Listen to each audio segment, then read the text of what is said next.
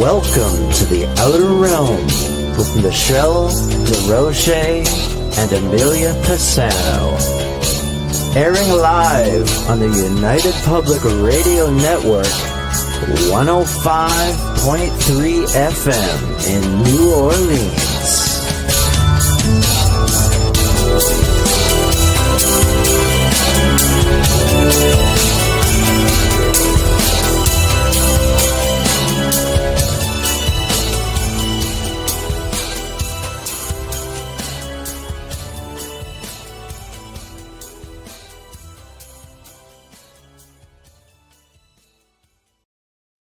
Good afternoon, everyone. We are broadcasting live right now on just our YouTube channel. So only the subscribers, only of you guys are going to get to see this before the recording goes live this evening. So we are on the United Public Radio Network, UFO Paranormal Radio Network, 105.3 FM from the Gulf Coast and 107.7 FM from beautiful New Orleans. Of course, as always, we are fully sponsored by these guys, Folgers Coffee, who have been a part of our journey for probably the last 5 years. So we're so grateful for them. Thank you, Folgers. In fact, we couldn't thank you enough. Also, big thank you to Justin Snicker, aka Dr. Snick, the Sonic Surgeon, who is the voice that you hear on the intro. He's responsible for the music as well. He's an award-winning composer of Halloween horror, sci-fi, electronic music. I'll be okay. It's early. Anyway, you can find his music anywhere that you stream your favorite music tunes. Also, big thank you to Steve McGinnis, the artist behind the banners and logos here at the show. Thank you so very much. Check him out on Facebook and Instagram. Also specializes in the horror genre and does amazing commission pieces. So again, this is technically a pre-record, but all of you subscribers get to partake this afternoon. Tonight it will air across all of the 8 platforms: Roku TV, Rumble, X, Facebook, all the YouTube channels. It will be everywhere. So this gives you an opportunity to communicate with our guest who doesn't get to be here in the evenings. And I know a lot of times you guys end up having questions and we're just like, okay, sorry. So this is your opportunity, and I've posted it everywhere, and I've talked about it last night. And I see, oh, hi, Catherine. Glad you can make it here today. Wow, this is all awesome. Awesome. Hello, Contessa. Hello, Heidi. Hello. Okay, so far so good. You guys are all chiming in. This is going to be a lot of fun. Today, Mark will be talking about his TV series that he did, which was UK based, and it's basically called Lost Treasures. So we're going to be exploring season 1 of Lost Treasures because there's a lot to talk about, and there'll be a few little treats along the way. So with that being said, without further ado, hello. Hello. Hey. I always love hanging out with you in the afternoon. Oh, live without a net. If you're watching us on YouTube, it's live without a net. Yeah, I love it. This is great, though. My God, we always have so many fun things to talk about, and it's hard to pick because people don't realize, Mark is a fan favorite and frequent flyer here at the Outer Realm. Has been on several times, and we've got him booked for the year, probably going into next year.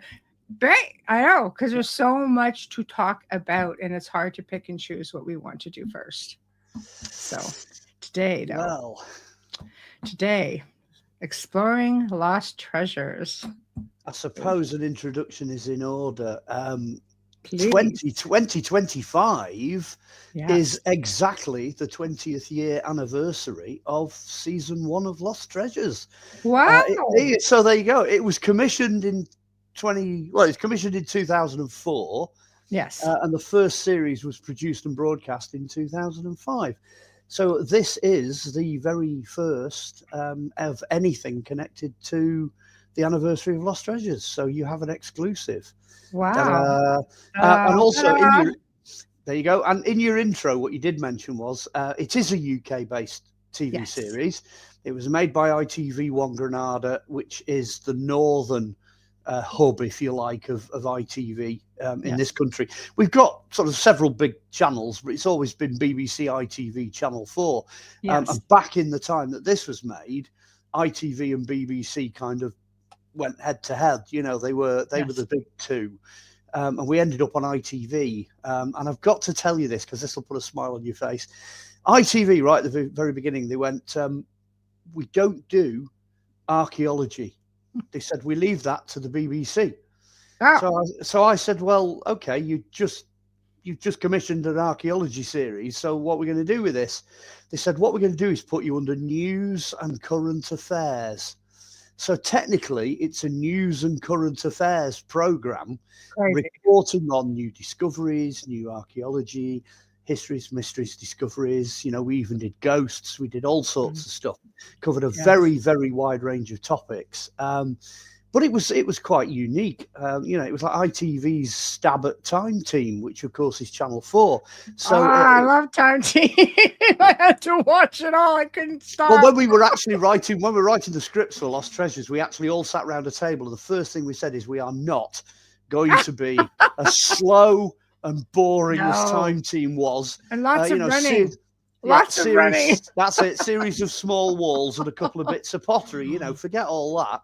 Yes. And also they're site driven. They're kind of tied to wherever it is they are.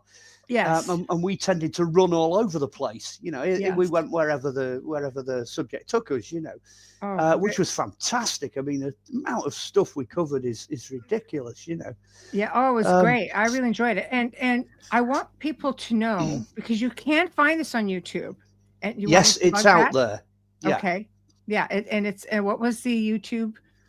Right.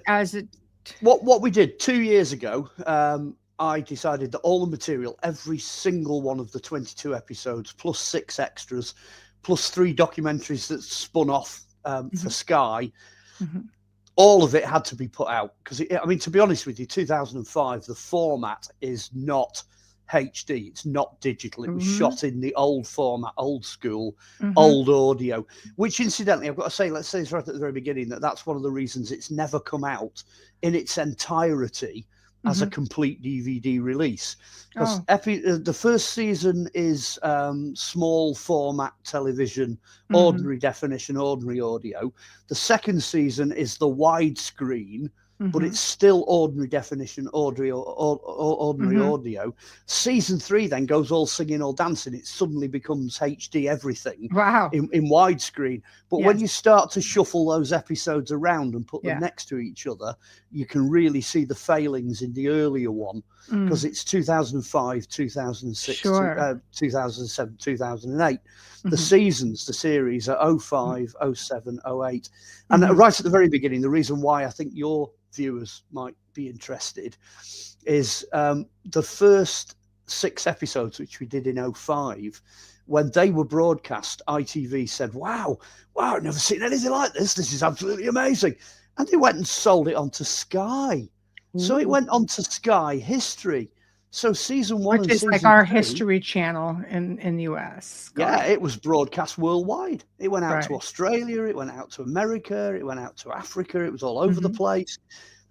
So we were getting all kinds of emails coming from everywhere, you know. We put the north of England on the map. Yay, that's all right. Hey.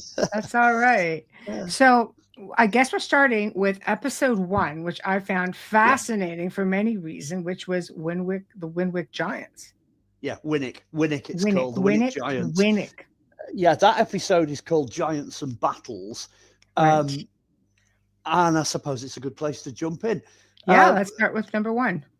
Do it. When it was commissioned, 2 of us went into ITV. Okay, so I'll start right at the very beginning. It does, trust me, I'm going there. So okay, stay with me on this.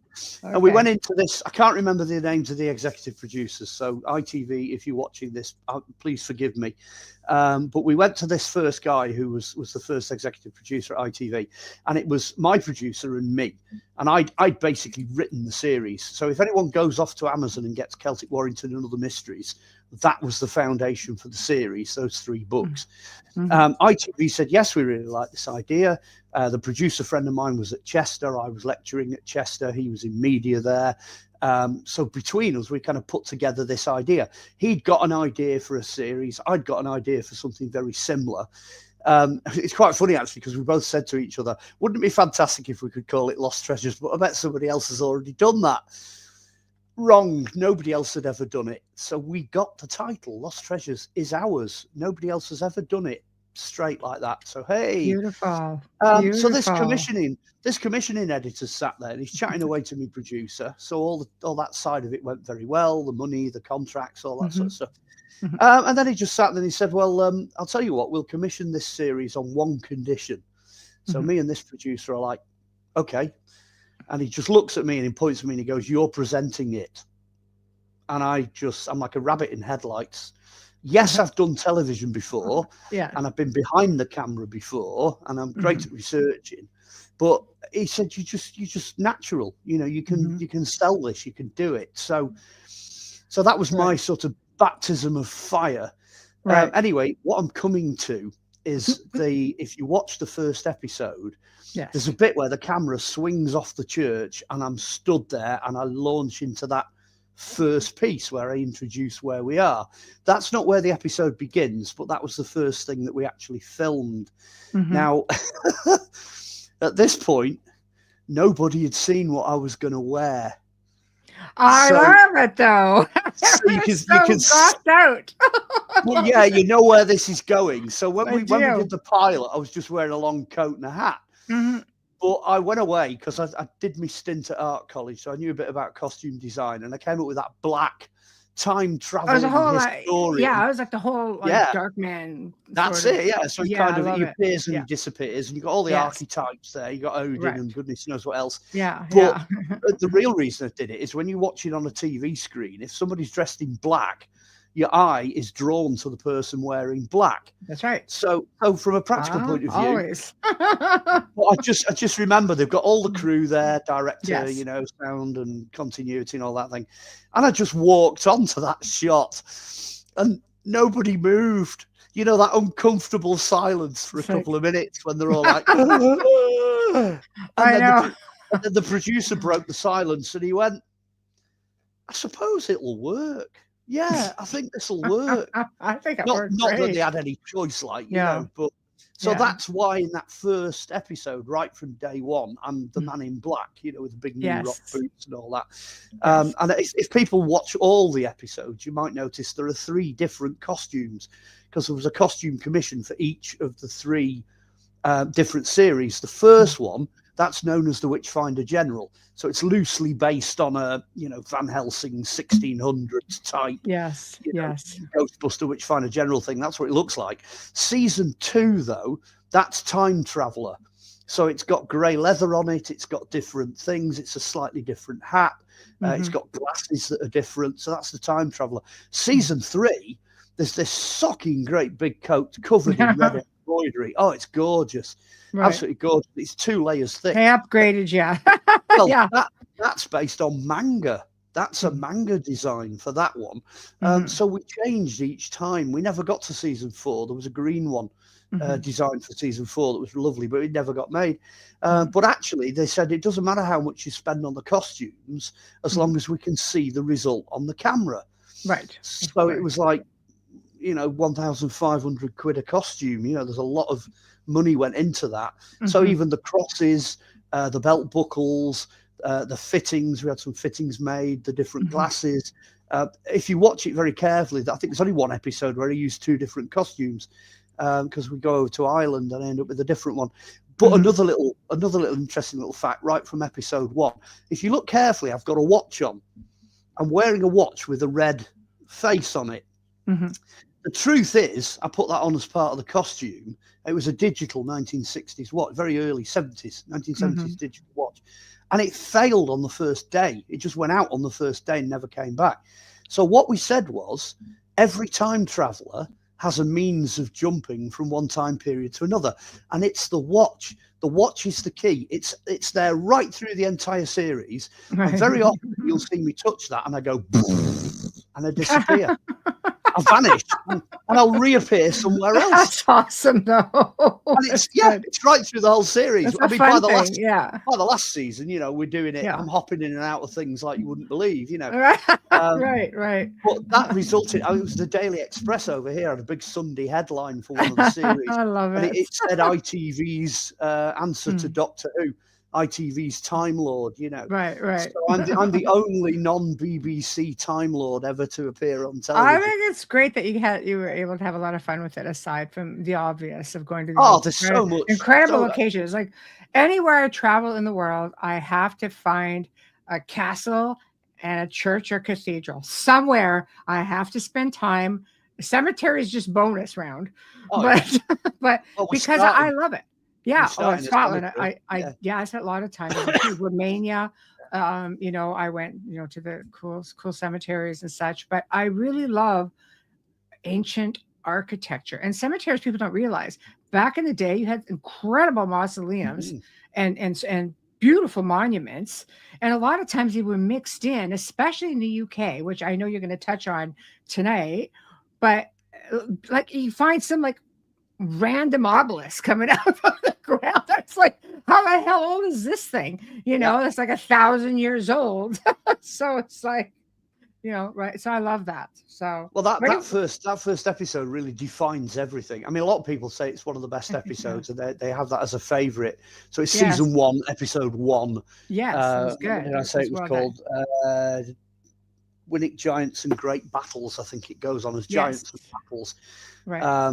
And that's basically what it's about, because, as you say, the giant side of it, this is where it gets interesting, because we take the church apart piece by piece. Oh, the church is incredible, and the tomb, so much stuff in it. Yeah, you've got knights' tombs, you've got bits. It goes all the way back to Battle of Makerfield in 642 AD. So you've got the Saxons fighting the Welsh. So it's very early, and there's lots of evidence for that inside the church. But then it goes back even further, because in the Victorian times, they built the Edward Pugin. There's a Pugin end of it where the architect builds this kind of bigger end with the altar in, and it's got all these fabulous Pugin tiles and the ceiling and all that. When they were building it, they actually went through, because they tried to build deeper foundations, they went through the stone that the church sits on and discovered that underneath it there were these prehistoric burials, which I think there were 3 of. If I remember the account right, there's 3. And they go in as being over 7 foot tall. So that's where the Winnick Giants come from. Yeah. But it's funny because nobody knows where they are. So what I did was I said to the camera crew, I said, well, as an archaeologist, I'm not supposed to do this, but I do actually do dowsing. Get all metaphysical. But that's a great way to find bodies, dowsing. Of course it is. And I bought specifically for this Man in Black character this wonderful dowsing bob that formed a metal spiral. And I've got to tell you, with dowsing bobs, which is a pendulum for anybody who doesn't understand the Brit. piece of string with something hanging on the end of it. Most of them it's just a chain and a bob. Yes. And it swings, and it's like, it's not good enough for me, that, because you can do it yourself. You can make it. But what I did was I got hold of this one it's got a join on it, so the bob joins to the chain through a separate link. And what you're looking for, the chain has to stay still. The chain doesn't move. It's the bob rocking back and to, because you can't fake that. It's impossible to fake. Yes. So basically, I've got brilliant. I've got the whole camera crew there. They're all set up, and they're like, okay, go for it. Yeah, we'll do this. We'll film it. So I set off across this floor with this dowsing bob, and I'm just mumbling away. I'm chatting away to myself, forgetting completely that I've got a microphone attached to me. So I don't know how long the footage was. It must have been a good 5 minutes of footage of me wandering around. Right. And as I'm hitting certain positions, you can see on camera, this bob's rocking back and to. It was, yeah. So I got to the end of it after 5 minutes, and I kind of, I'm concentrating on what I'm doing, and I looked up like that, and the whole crew just gave me a round of applause. They were like, hey, that was fantastic. I said, you found them. I was like, do you not want me to do that again? And they're like, no. They went, that was perfect. So we got it in one take. So when you watch the episode, there's a close-up of the bob, and you can see it rocking back and to. Well, what we didn't realise in 2005, that because that got through what's called compliance, because the TV people allowed that to be broadcast, we actually made television history. That is the first and only time really to date that anybody on mainstream television has done dowsing. That was it. That was the first. And not only that, but it worked. They'd actually caught it on camera. So the amount of feedback we got off that episode was just enormous. You know, people were saying, wow, this is incredible. And I'm like, well, 80% of archaeologists douse, they just don't admit it, you know. So that was the opening sequence. And a lot of people use the rods as well. Like, you know, it's almost like by using the rods, because there is somebody in Canada who does it. A lot of the jails, the old jails and old school properties would get him to come in to locate prisoners that have been buried. And he would come in and these things would just start crossing and they would dig and there would be said interment, right? So did they validate? Like, did they know what pretty much where these skeletons were? I'm convinced that what you see on camera is where those skeletons are. Okay. And then later on in the episode, so I think it's in either, because the episode's in two halves, I think in the second half we interview the local historian chap. Well, off camera, he actually went to the spot where those skeletons were buried and he confirmed it. He absolutely confirmed it. He said, yeah, that's absolutely right. That's where these fellas were found, you know. And they're still there. Well, I'm going to assume that they are. Yeah, I'm going to assume they're still there. Well, because sometimes they'll remove them if they'll put them in a museum if they're really old like that. No, right? These are in the foundations of the building. Crazy! So inside the building, so they couldn't really take anything out. They've left them in the middle. So, but the accounts there. I mean, it's in the antiquarian writings for Winwick. You know, they've got the account of the giants. Right. So right from the get-go, you know, we were finding stuff in weird places, you know, ancient history. We just launched in, and then the rest of the series is more of the same, you know, but in some cases on a bigger scale.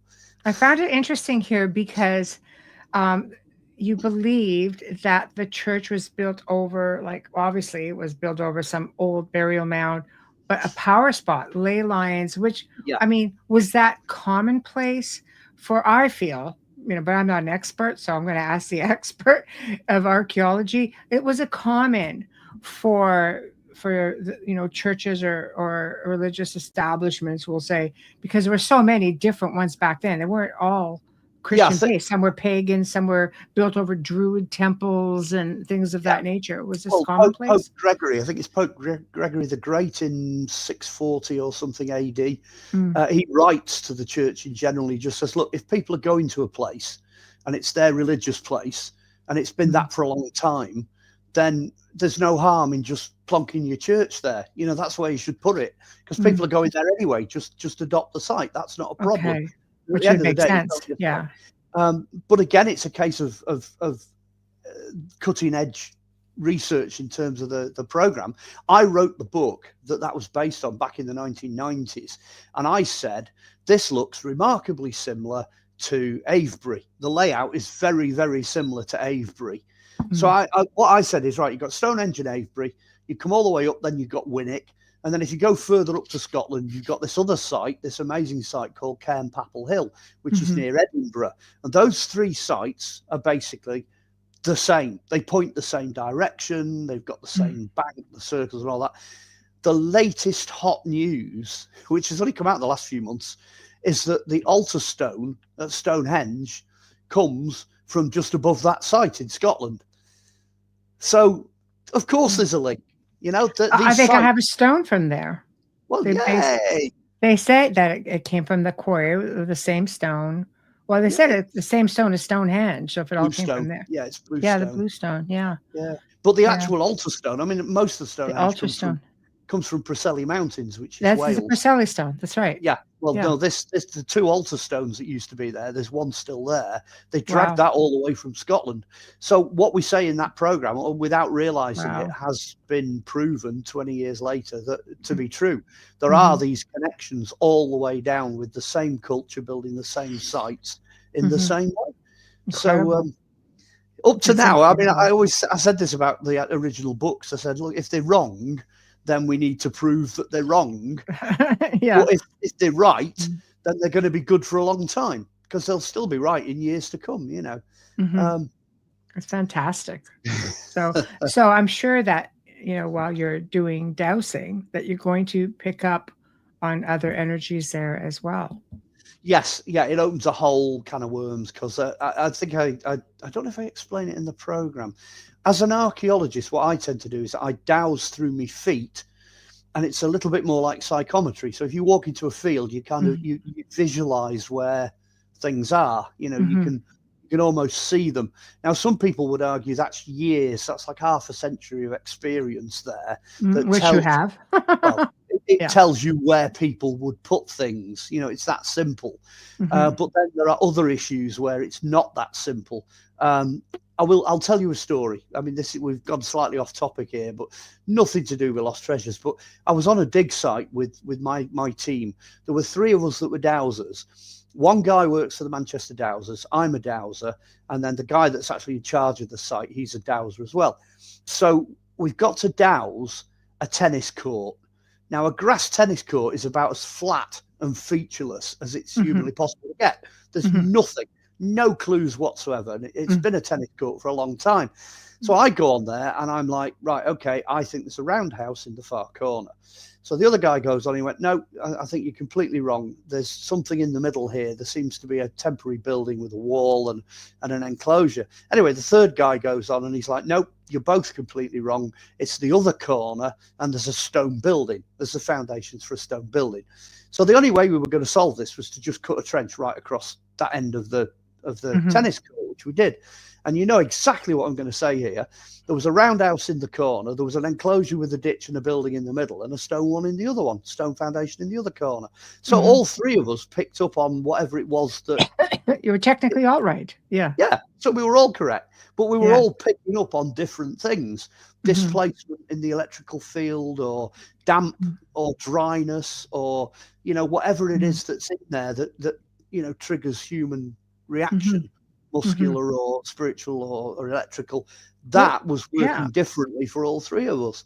Well, because we ourselves are like, energy receivers and conductors, and right. I mean, a lot of people, I always say, like Wayne, like my Wayne here, he'll walk over. He's just like a little body detector when you're going around and certain, like, we'll be in older places and he stops. I'm just like, he goes, yeah, that's what I do. That's basically what I do. In fact, there's probably a couple of occasions somewhere in those 22 episodes where I do that. Yeah, I was renowned for doing that, and an awful lot of what appeared in the final series, I have to say, is one take.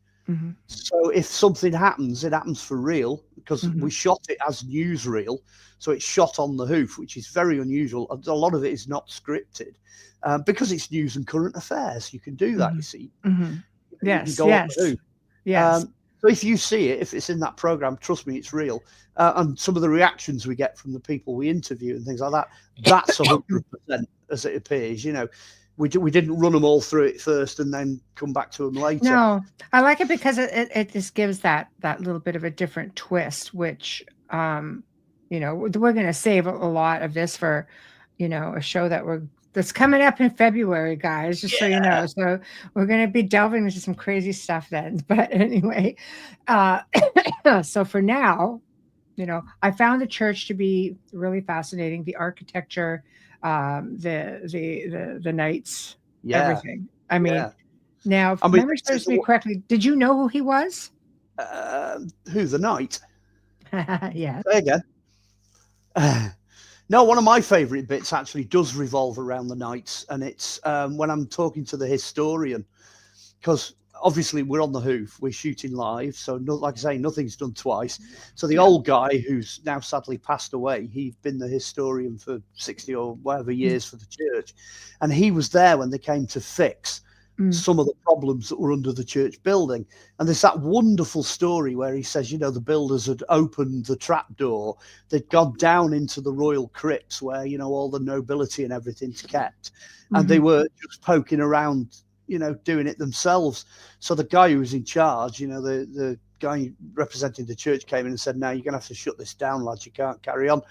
But then he went on to describe there's lead coffins down there, there's knights' burials down there, there's he just honestly, and he does it on camera. And that's nobody had ever heard that story before, because he was there. He was there when they opened the trapdoor. It's first hand, straight out the horse's mouth. Incredible. So there's all these knights, and of course you don't really know who these people were. Well, one of them is the Deducton Chapel, I think. So you've got one family in there, and then the other one, I think, was the Lime family. So they're in there. So, you can roughly work out from the monuments, who's in the left-hand chapel and who's in the right-hand chapel. But like you say, once you get down there, you're faced with a rack of these, lead boxes or wooden boxes or whatever. Unless you were to spend some serious time, you wouldn't know who was in any of them, Mm-hmm. But, and this is the point, I suppose, they are there. They are definitely there. You don't have to put any micro cameras down or try and geophysics or anything like that. I was chatting to a guy who saw them. So, firsthand.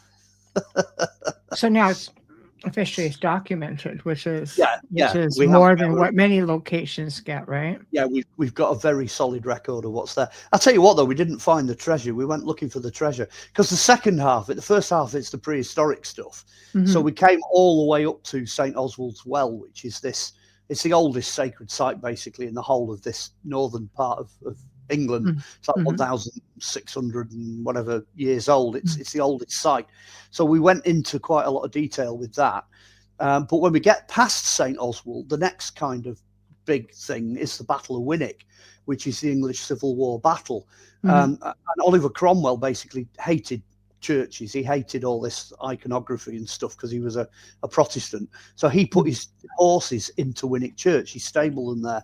Well, while he was there, the church treasure disappeared. It vanished. So we leave it on a cliffhanger because nobody knows where that's hidden. That's just crazy. Could still be in the building. Could still be in the building somewhere. So nobody knows. See, it's always cool when you know there's a treasure and you just don't know what the treasure is. We used to be told that about our manor house. There's a treasure buried in the house, and we'd be like, great. And then a spirit came through, and it was a lady of the house came through with a medium. And she says, "Dear, the house is a treasure." We're like, come on. Well, yeah, I mean, our TV series is called Lost Treasures. So the whole thing's about treasure. Exactly. You get to the end of the first episode, and it finishes on treasure. It's like, yay! This is another great bit at the end as well. There's a wonderful sequence where you got this guy winding the clock, because there aren't many church clocks over here that still have to be hand wound. So we film the whole sequence, and then he's up on the top, of course, he's on top of the tower. So you get this wonderful view that members of the public will never see. And most people will never see that clock, and certainly never see it being wound. So, that first episode is just one thing after another, and it just blows the lid completely off it. And it's got my favourite bit in it as well. I mean, it's nothing to do with the story, but we're talking about the Battle of Makerfield. And you've got King Oswald, and he drops and he claws for his sword. And, you've got all these kind of movie standard bits that we kept putting in, the movie quality stuff. And there's this great shot of the skyline with all these guys with shields. And it's only a split second. It only comes up for about 20 odd seconds. And all of them just go, like that, and all the shields come round, and they all do it perfectly together. And that is a moment. That is definitely a moment in that episode. So if anyone wants to watch out for the shield wall, the Anglo-Saxon shield wall, because that's phenomenal. That's a great piece. Well, I think sometimes it's the history, which is a treasure. When you find things that you're never going to see again.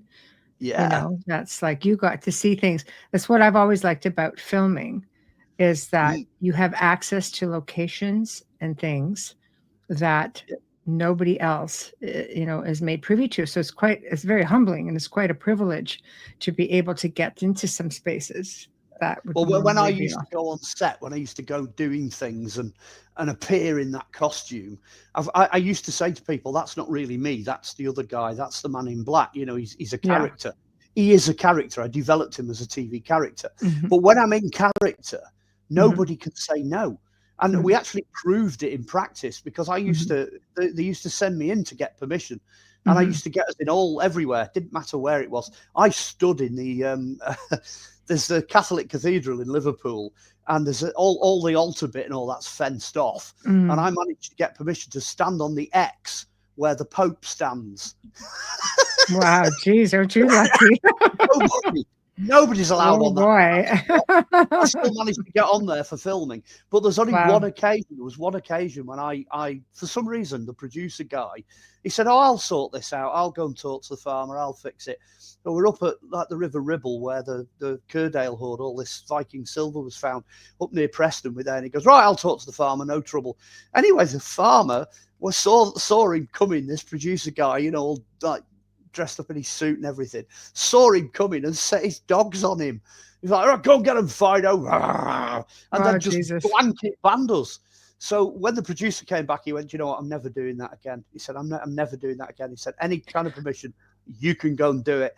And so I mean, by season 2, he should have learned his lesson. You know, by season 3, he pretty much left us to it, because he had issues and other productions and things he needed to deal with, and he'd realised at this point that I'm a director, so I could just get on with it, you know. So 3 is essentially nearly all me. Season 2 is like 70-80% me, and season 1 is about maybe 60-40. You know, he gets the lion's share, and I get the, because at that point we're still trying to work it all out, you know. And when it was commissioned as well, it's also worth noting that when we went in there, the discussion we had was, you know, why, when we've got so many movies, you know, you've got things like Raiders of the Lost Ark, you've got Tomb Raider, you know, you name it, the list just goes on and on and on. Why, when they're so enormously well done and they're so interesting, you know, they're so, why is there not a TV series doing that?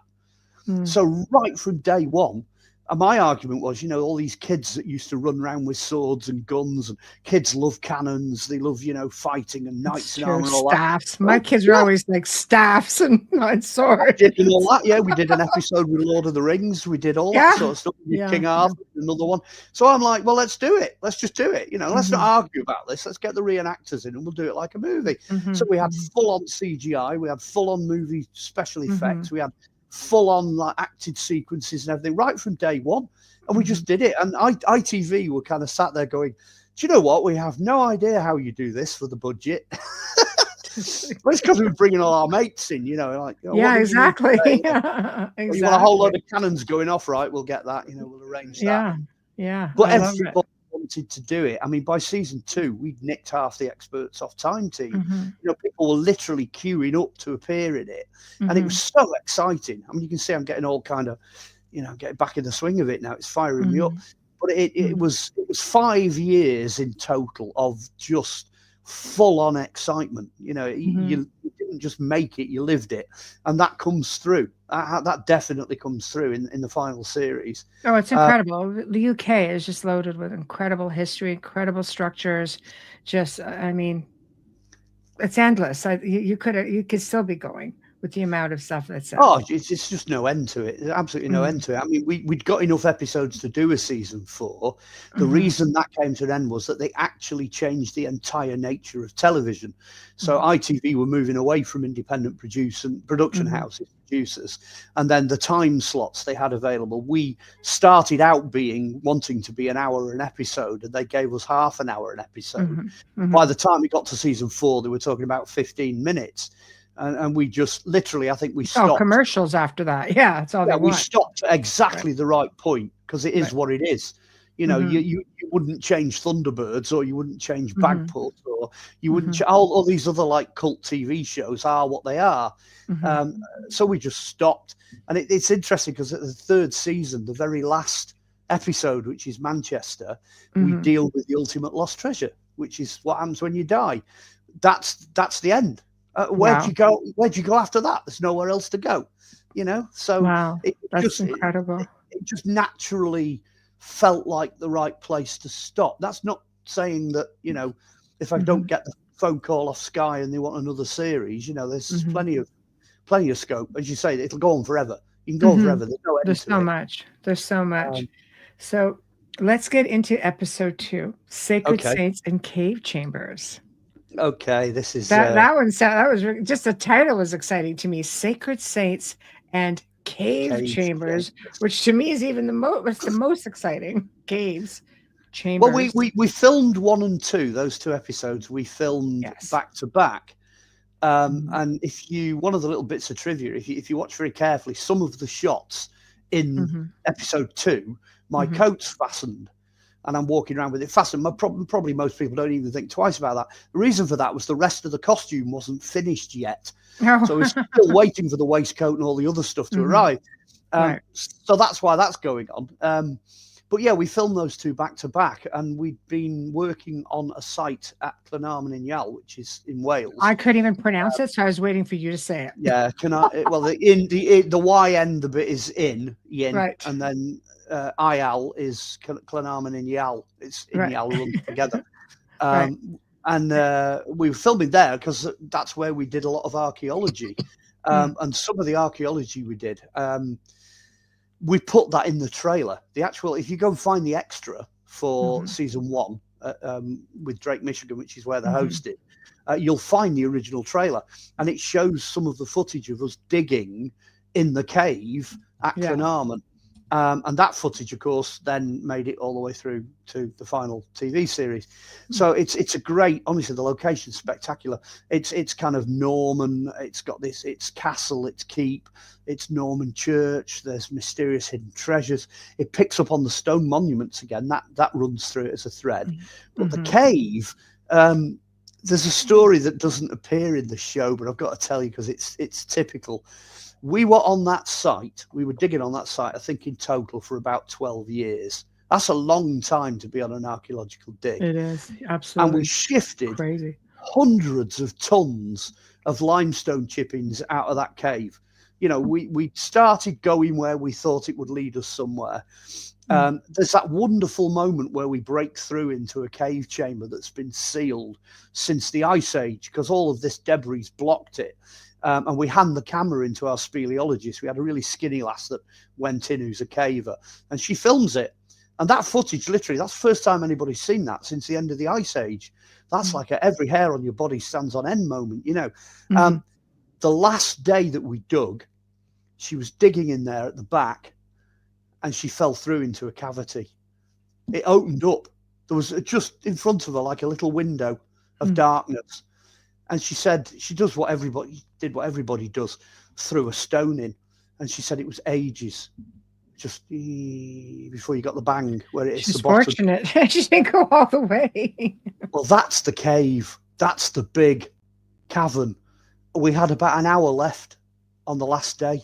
So we had to block it up and back out and leave it. You couldn't go in it. Oh, it's still there. We couldn't do anything with it. We found what we were looking for, and we know it's there, but nothing we could do with it. So you couldn't even like go cable down and see? No. She got a torch because you're on She said it was like the gravel went up to the cave wall, and at the top of the cave there was a little opening in the gravel, and she shone a torch through it and got nothing. She never hit the other wall. No stalactites, no stalagmites, no opposite wall, nothing. So it's huge. There's an enormous hole on the other side of this debris. And she said it was because the debris was quite solid. So presumably it's either on a ledge or there's a big slope. But when she dropped this stone in, she said it was a good couple of minutes before she heard a clack. And when she heard the clack at the bottom, it was a long way down. Heck of a long way down. But then she blocked it all back up and backed out. And that's all we could do. Couldn't do any more. I guess not. So who knows? What a moment, you know. There'd be a whole other ecosystem down there. Yeah, who knows? Who knows what's down there? You know, right. Because some of the caves are natural and some of them are dug out. So there's potential for an enormous amount of activity in that area. At the other end of the scale, though, we were sat in the pub one night talking to this guy who was in his 80s, and he told us a story because he said, "Right, you're at one end of the valley." He said, well, right down at the other end of the valley, this is outside the village of Llynarmon. He said, go back about 20 or 30 years, he said. So this was about 40 years ago. He said, my son, when he was a youngster, was poking around the rocks down there. And he said there was a sheet of rock, if you like, that looked like it was part of the rock face. Mm-hmm. But to the left and right, this little lad noticed there was a gap. Now, he was small enough to squeeze through one of these gaps at one end. So I was going to ask you, was there another entrance somewhere? well, this is where it gets uber exciting, because he squeezed through the gap and he had a flashlight with him. Spent a bit of time in there on his own, because that's what he was. Came out, and when he came out, he said, "You're not going to believe this. It's full of cave paintings." Oh my God, petroglyphs. Yeah, he said it's like the caves at Lascaux in France. He said it's all painted inside. He said there's animals and handprints, and now at this point, like 40 years ago, there is no prehistoric artwork anywhere in the UK. There's none. There is now, because at Cresswell Crags they've got some line drawings which date back to post-Ice Age. So we're looking here at a post-Ice Age Northern European cave that apparently has got some proper artwork in it. And hasn't anybody gone back to explore this area? No. Okay. So I mean, crazy. the way it tends to operate with the locals in that area, which is where we were really lucky, because most of the locals will not tell you anything. They won't talk to you. They're not interested, but we're, as a unit, when we were digging, we were not commercial. We were working for the landowners and for the site owners. Absolutely, we were meticulous, in everything we did. And we were feeding stuff back to my old university, Liverpool. There was a lady down there that was doing the botanical side of it and analysing the bones. So it was a great thing to do. So the background that you don't see on camera, there's so much more there for that episode that you don't realise is going on in the background. But what an amazing episode. Absolutely phenomenal. Wow. Again, because of what's there, Yes, but that's me. There's that treasure. To me, yeah. Okay, it's just me, but I'd be out there at night and I'd be trying to get in that place. I would be. Get me a little shovel, just try to inch my little derriere through those little crevices to try to get in. Well, the one that's amazing. That's history. Yeah. Well, the one we found at the front end, the one we actually found on our own site, that's been backfilled for safety, obviously. Yes. The other one we never found. We couldn't locate it. I mean, but the landscape changes. I mean, 40 years is a long time. The trees could have grown and blocked it, and you would never know it's there. But at least now somebody knows it's there, because I've told you. And everybody's going to know it's there. So, people in Glenarman now could possibly see this and go poking around, see if they could find it. Yes. I very much doubt the old guy I spoke to is still alive. I would very much doubt that now. It's a shame, because 1990s. That was the link, that was the link. But I mean, I wonder what about his son? Well, his son might still be alive, but his son didn't talk to us. So I don't know where... where that's where do you look anymore? Yeah. But wherever we go, we tend to find things. I mean, it's called Glenarman because of St. Garman. So the village is known to be the village of St. Garman. And the two things that we discovered that nobody else had featured is when we were digging on our archaeological site, we actually unearthed a well. Now, Garman's well is famous because St. Garman is the guy that's involved with Vortigern before King Arthur. So you're right into the sort of legends of Arthur with him. But he's a recognised saint, he's a proper saint. His well is about 2.5 miles further up the valley. But what we think has happened is that's the fake, and the one we've dug up is the real one. The actual Garman's well for the village is the one down in the valley that we feature in the show. That was the first discovery, because that had only been archaeologically excavated, a few years before we filmed. The second one was chatting to the bloke that has the church, the actual chapel. And he just off camera, he just went, I've got to show you this. He said, but I'm really not supposed to. Not allowed to show you this at all, but I'm going to. Do you want to turn your camera on? So there's a little bit in the middle of the episode where you see a statue, an ivory statue of St. Garman, studded with diamonds and rubies, holding his staff.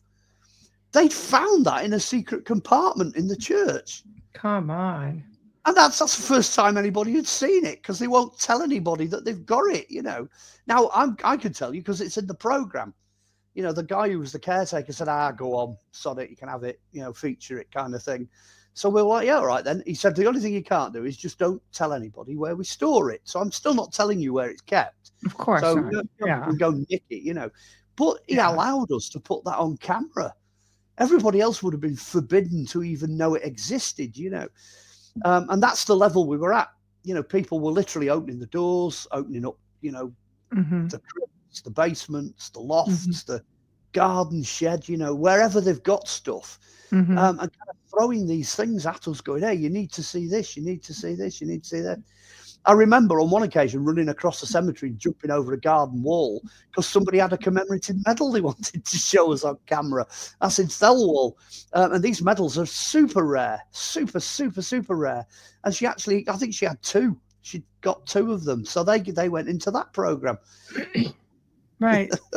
It's amazing. It's somewhat like, when we were doing the last show and you had made reference to how many books sit in private collections that have incredible information. I think this is sort of the same thing because one thing I have learned from watching all these archaeology shows, which you don't have to be the easy watching. Yeah, the easy watching. Yeah, but you still don't have to be like a brainiac to make note of the fact that any place you are in the ancient world, the chances of uncovering something, hi Richard, is probable. And in the UK, people are coming out like, oh, I just dug this out of the garden. Oh, just found this out in the back farm. You know, like the Viking horde found in England. And they were going on and on and on. It was just like the gift that kept on giving. It's like, oh, are you kidding? It's like a farmer. It's like, yeah, dig in. Well, it absolutely bewildered me why people had not done it before, but nobody had done a TV series. Instead of going off to the museums, and the private libraries and the big stately homes. I mean, we did a fair bit of that, but what about the ordinary, like you say, the ordinary man in the street, the farmer who's got a carved head in his back garden and, somebody who's got something in the basement that's really interesting, or Roman remains in the corner of the garden and all this kind of stuff. Well, nobody had done that. Well, let me ask you this, just to make it like official. Maybe some of these people don't come forward with it because they're afraid it will be taken. So when things are found on people's private properties, does the county or the area or the country itself, the crown, come in and go, yeah, mine, gone? Well, maybe that's why they're hoarding it. Broadly speaking, if you have something that is ancient, the answer's no. People do not automatically come and confiscate it or whatever. It's like farmers. Farmers are terrified if they find anything on the fields because they're terrified they won't be able to farm it. So that doesn't happen. What does happen is if it is actual treasure. So if it's gold, silver, or ancient metal, then you're supposed to hand that, or meteorites, believe it or not, you're supposed to hand them into the crown because they are treasure. They do count as treasure. But the argument there is that, well, maybe more people need to see it. 9 times out of 10, if it's gold or silver or whatever, if it's only one item or a couple of items, you'll get handed them back because they're of no particular significance, But if it is significant, and we've had a few, but he got to keep half, I think, didn't he? Well, if you end up getting paid, it usually splits between yourself and the landowner. But if you find something and you are the landowner, then you get to keep all of it. That's when things are acquired for the nation.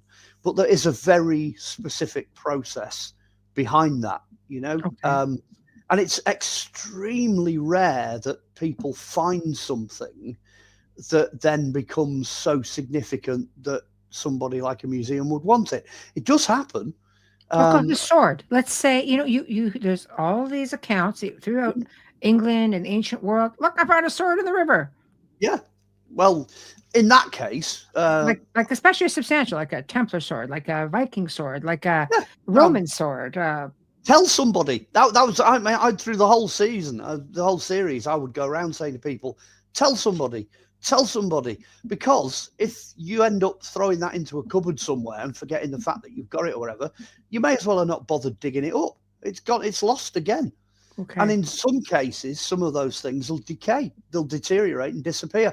The number of times we had interviews with people where they'd said, oh, we had this, blah, blah, whatever it was, but it turned to rust or it turned to powder. It just disappeared. And there's not even a photograph. There's just no evidence whatsoever that they ever found it, Wow. One of the real clinching finds we had on one of the dig sites, we had a dinosaur footprint. That totally rewrote the entire history of Britain. It was an amazing dinosaur footprint, but they had no idea how to look after it. Now, if they'd have just picked that up, marched it into the house and left it in a centrally heated environment, all we'd have now is a bucket of sand. It would have just gone, and that would have been it. It would have disappeared.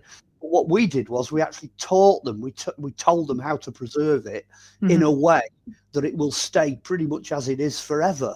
And it's above ground, and it's out of the ground now, so that needs to be preserved. So it is quite important. It is quite important to let people know what you find, and get some of the experts involved to preserve these things, and then try and find out how significant what you have actually is.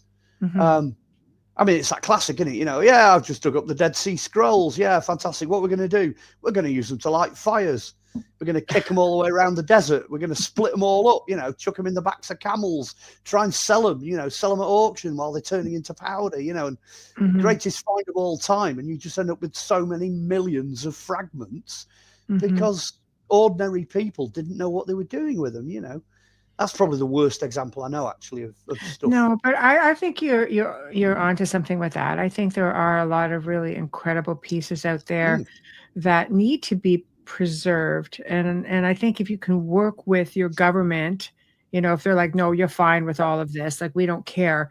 I think if the government could take a step back and say if it was something substantial, like when they found Richard under the parking lot, and it's just like there's a crown. Okay, we got to take the crown. Because, it's ours in the first place. But I've got to say, by the way, even experts get it wrong. That's a great example. There's that woman, using a pickaxe to dig him out, and it goes straight through the top of his skull. Oh, I do not. I ban pickaxes. I do not allow them on any dig sites. They're banned because they're so hard to control. And she goes and puts a pickaxe through the preserved head of Richard III. It's like, So yeah. I mean, handle with care, proceed with caution, because this is still, it's very significant history. I mean, you look at the ones that they're digging up, like sarcophagus.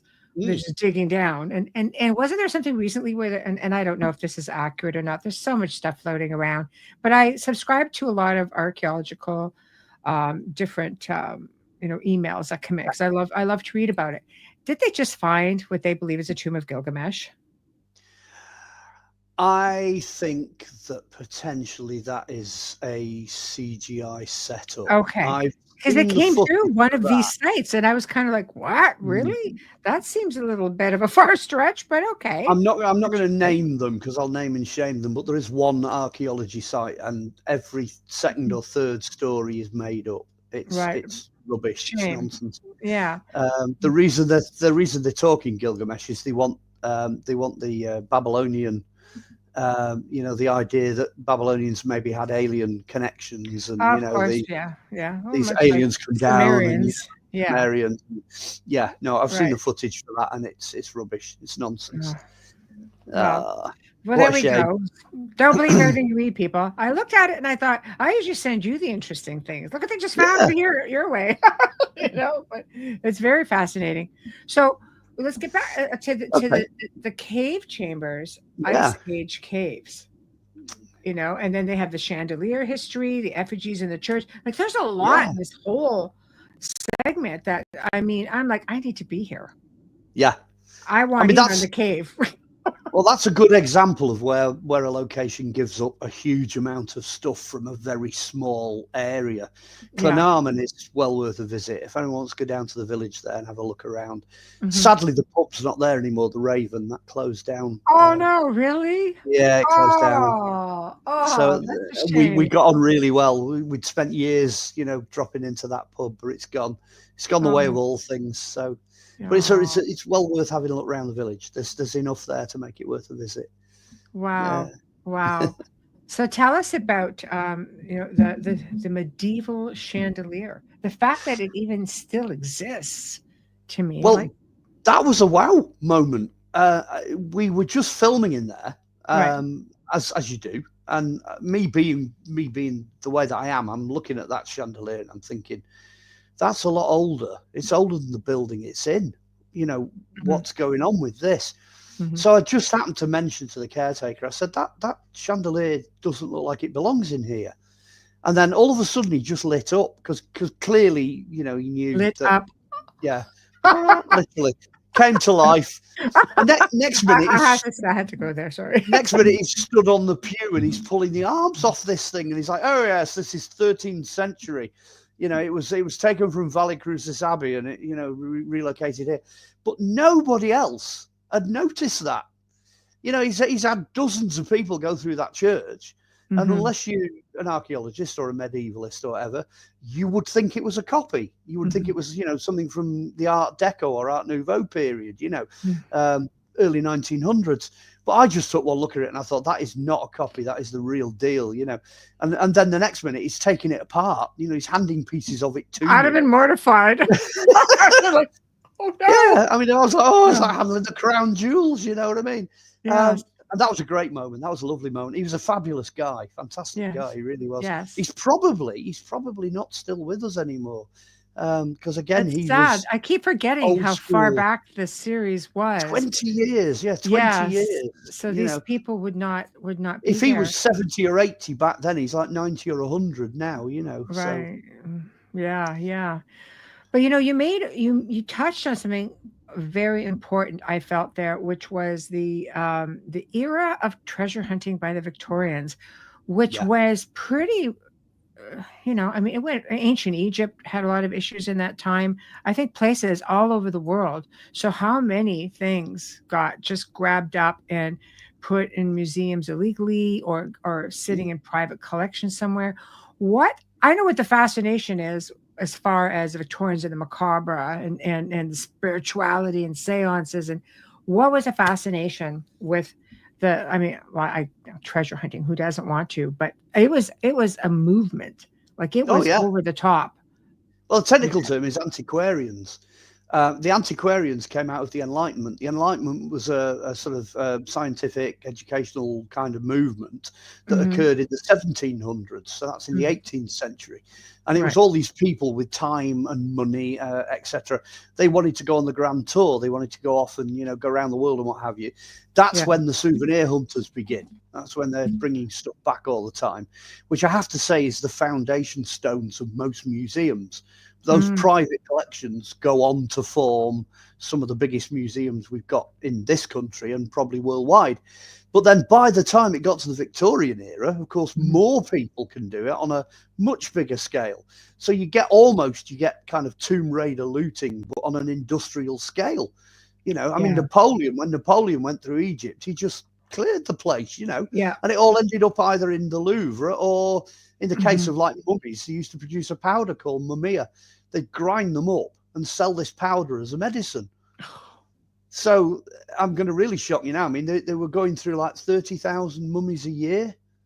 Oh my God. So when you realize that what the statistics and the scale of it was, when you understand how touchy the Egyptians are now, they really, really are super fussy about what you're allowed to do in Egypt. Absolutely uber fussy. And everyone goes, oh, that's because, they're a bunch of... No, they're still trying to get a hold of some of their antiquities. They're trying to get control of the situation. They're trying to get control of their antiquities back. I mean, I met a guy named Billy Jameson, who was this side of the world in Canada. And he actually spent a lot of time in the South American jungle spent 5 years with the tribe. They showed him how, you shrink heads. I'm thinking, you're actually still shrinking heads. He goes, yeah, it was crazy. So anyway, he and partners ended up buying, because he had a show. I filmed with him. Also something about like obscure treasures and things, but they ended up buying the old Niagara Falls Museum of Oddities. There were 8 mummies that came out of there. So this was already there. In fact, I have a peacock back here that came from there. So he's really old, 1800s. I love it. But out of those 8 mummies, one of the museums in Atlanta bought 6 of them. Out of those 6 was Ramses the First. Yeah. Ended up in the Museum of Niagara Falls, Oddities Museum. And Zahi Hawass was just like, because this museum knew they had a royal mummy, and Zahi Hawass knew it was from the Ramses family. Yeah. Issued him a passport and brought him home. But to show you, when you're honest, they gave him back, no problem. I guess the other mummies were, I don't know if they all went back or it was kind of inconsequential. But, he said because of your honesty and being forthcoming and returning him, they actually get, like, if I'm not mistaken, first dibs for like so many years or for life as to which traveling Egyptian artifacts, who gets it first and for how long. Yeah. So that's a little bit of incentive, people, if there's anybody listening in that position. But it's one example of, like, God, it's a freaking King Ramses the First ends up getting grabbed and brought across the pond and stuffed in a museum. It's funny, the whole sort of antiquities, archaeology. It's a funny business. Yeah. Because those people who are unscrupulous and criminal that kind of do things they're not supposed to do don't necessarily get away with it. It's a massive gamble now to go down that route. But people still do, because they blame it on history. Well, we've done this for like 250, 300 years. We're not going to stop doing it now. But then on the other side of the coin, if you're one of the good guys and you do the right thing, then it's still one of those industries where doors open. Some industries you can do the right thing and it doesn't really make any difference. Nobody cares. It's not like that in history and archaeology. It's totally the opposite to that. If you're open and you make a big discovery, and it's an archaeologist or a historian is duty bound to credit the finder. So at the very least, your name will go into the historical records as the finder of some significance. Which to me is like that's an eternal thing. That's pretty cool. Yeah. You're written into history. You're up there with the greats if you find something significant. So it doesn't make sense to me to hide stuff. No, it really doesn't. No, for sure. I mean, sometimes what may seem inconsequential in that moment, like you say, it just tells so much about the area. Everything that you dig up has consequence. It has merit. It has a story to tell. Yeah. Right. So, okay, let's get into, and this is something we're going to talk about in the future. For some reason, I thought we must have just touched on it, was the Lost Legion, Roman Legion. But I'm only mentioning that because we're going to talk about Lewis Carroll and also the Lost Roman Malfort. Yeah, that's interesting one, that, because I only live down the road from Lewis Carroll's birthplace. Yeah. He was born in a little village called Daresbury in North Cheshire.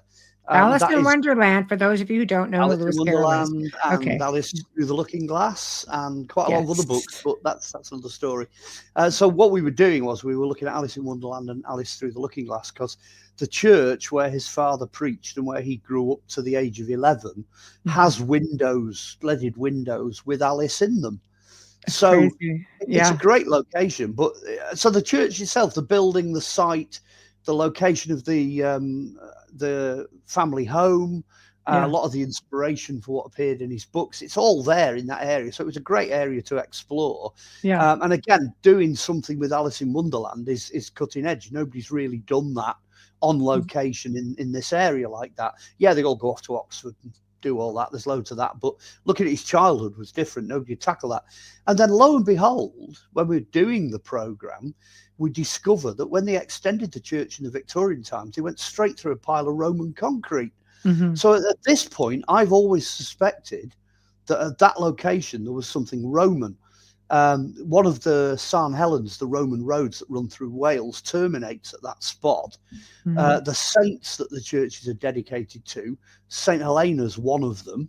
There's also a burh there. Daresbury means Dior's burg, and a burh is a Saxon fort. So it's the fort of Dior. And that's in a field. You can see it. It's an enormous great bump in a field. So we actually go into detail with that as well in the episode. We look at where all these Saxon forts are. And to the best of my knowledge, again, that's something nobody else has talked about. Nobody's actually looked at that, because locally they're just piles of earth. You know, people are like, yeah, I've got a bump in my field sort of thing. But nationally, it's the Danelaw. It's where the Danes versus the Saxons built this line of fortifications, and they've been trying to find it in that area around Daresbury. They've been looking for that boundary for 250, 300 years. They've had loads of antiquarians searching for it. And in the programme, we tell you where it is because we found it. So again, it was opening up the huge can of worms on things that people had never done before, you know, subjects that had never been tackled. So it was fascinating, because you go down the rabbit hole, literally. You go in at the beginning and you think it's all going to be Lewis Carroll, and then whoa, no, we're doing what we always do. We're off finding other things, you know. I enjoyed doing that episode because I get to get a bit sort of literate, you know. I don't the rest of it I'm just running around like a nutcase, but that one's quite nice. Well, there's a lot of little hidden treasures found, and you know, the one, you know, when you're getting into that episode, I know it was like, you know, the second half, but something as simple as finding Roman concrete under a church. Concrete, because Romans are known for their concrete that lasted underwater and did amazing things. People would look at that and go, it's just concrete. No, that's really friggin' old concrete. It's like Roman concrete. It is. Right? And the church they were rebuilding as well, that proved to be really old, because again, we went where public are not allowed to go. We went everywhere. We went into the bell tower. We went all the way around the foundations, the woodwork, the private chapels. We were all over the place.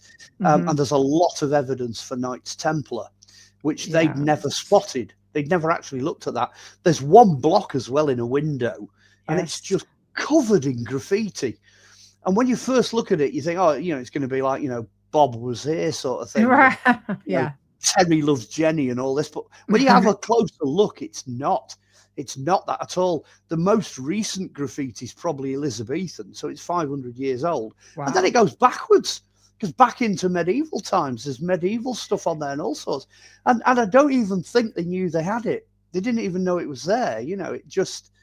Once you get up there with a camera and you get a side light on it and you can film it, you can see what's actually written there. We showed the footage to the vicar afterwards, and he was like, wow, I've never seen that before in my life. Put it behind glass. Well, because it's in a window. The light from part of the window, right? Well, the window blows it out, so you can't see it. Oh, right. So you know, we were just falling over stuff wherever we went. And of course, that's the one with that cheeky little chubby green man that's just spewing out grapes everywhere. You know, which is, it's clearly a joke by the monks of the local priory, because that's where it came from. Because it's Bacchus. It's so obviously Bacchus. Exactly. You know, the Roman god of wine. Put right in there. Yeah, which is like and he's right next to the altar. Yeah. That's funny. Question for you. Sherry says, Mark, have you ever had any spirit activity with items you've had? Okay, that's objects that have spiritual reaction. The short answer is yes, but I'm gonna get a bit more specific than that. It's the sort of objects that I've had experiences with. For example, I own a crystal skull. So that's like asking for trouble, because for a start, it's made of quartz. You know, it's like a battery, and it's a real one. So who knows where that's been for the last 600, 700, 800 years? So that everybody, even me, I get a reaction off that. You know, you'd expect to get that. A lot of the archaeological objects, because I lean that way, I pick things up from the archaeological objects. You know, what she's probably thinking of in asking that question, though, is things like, you know, the haunted dolls. You put a doll in the room and all of a sudden the room goes nuts and everything starts happening. I'm going to say no to that. I've not had any, quote, evil or possessed. Menacing things. Those kind of objects might just be, because again, this is looking forward to next year, if we do an episode about the fact that I live in a haunted house. So this house is quite unique. So the objects you bring in here fit into the jigsaw puzzle that is the overall site, the overall building, the overall house. So something that might absolutely go mental if you put it, you know, in somebody else's house, it comes here and surprise, surprise, nothing happens. I found that. Yeah. It just sits there as a part of everything else, Do you think So it just doesn't react to people's energy? Because people give me their haunted items, and I'm expecting like chaos. And I sat there with a skull on my desk one time. I threw a baseball cap on, and we chilled. And like, you're no trouble at all, really. It's like, I've had a skull. In fact, I've got a Bronze Age burial in a bucket in there somewhere waiting analysis. So you get stuff like that. The obvious stuff doesn't seem to trigger anything off. But I've had things like Victorian funeral brooches, the black ones. I love those too. I love funeral pieces. Well, one or two of them have been a bit creepy, and there's bits like that where you're sort of floating that way. So the answer is yes, of course, there are objects that, attract energies and things and make things happen. But the other side to that is it doesn't really happen here. It's not happened to me a lot. It's happened on dig sites. I mean, we've worked in properties and met people, and there's all sorts. I mean, if you watch the whole 22 episodes, you'll find there's a few.